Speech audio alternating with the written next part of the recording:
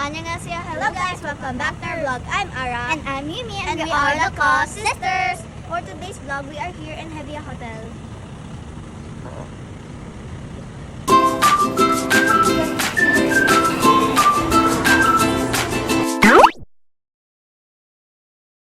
Dahil late na kami nagising at nagutom na ang mga Disney princess nyo, we request Mommy to cook jajangmyeon noodles para sa amin brunch, breakfast, lunch. And Mommy also make radish fried rice para kay Appa. So she put oil, soy sauce, and sugar. And also gochujang and rice. And she mekos para hindi masunog. And lastly, Mommy put sesame oil. At dahil boil na yung tubig, Mommy put the noodles. At yung ingredients.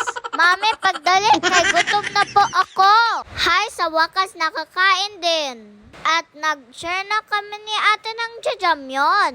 And fast forward, after lunch, nagkumon na kami at answer ng assignment. So serious naman. Because Appa said, study first before maggala. Ganyan po ang rules namin dito sa bahay. Para daw, pag uwi namin, mag-rest na lang kami. At 5 p.m., we went to the Heveya Hotel para mag-attend ng birthday party. Yes po, naimbitahan kami ng Korean friend namin. Because today is the first birthday of Kim Sia. And she is also a Korean and half Filipino. At they celebrate Korean traditional po.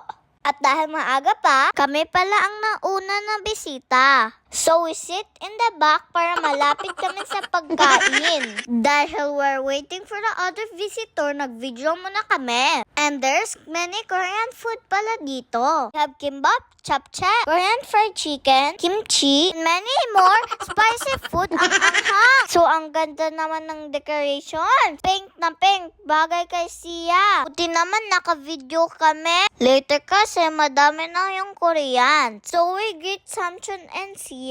At the first birthday, we have Korean tradition na doljabi. Doljabi meaning that choosing items are believed to protect the child's future. Path or career, each item represents a specific blessing or talent. So you may choose piggy bank and I choose microphone. Yung palaro pala na ito, the birthday celebrant will go to the front and pick only one.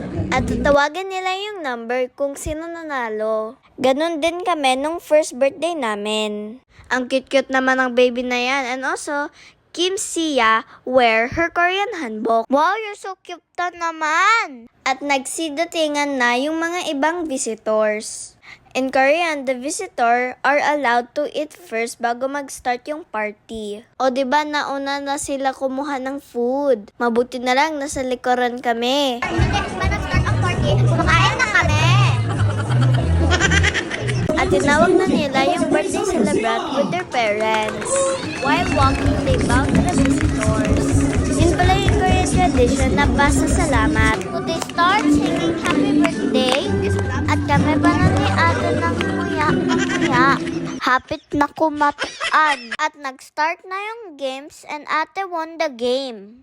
Lucky, naka 500 siya. Kung nga, taanak te. Sure your blessing ba? At may pa-magic din po sila. So funny because may parrot lumipad. Nakakatakot kasi malaki. Pwede na lechon. And after, we try to hand paint. And they already give us a loot bag. We also give the gift to tita. Maoras naman sa pagtanaw. Sa hindi po nakapag-follow, please follow the sister po. That's all guys. Thank you for watching. See you in the next vlog. Bye!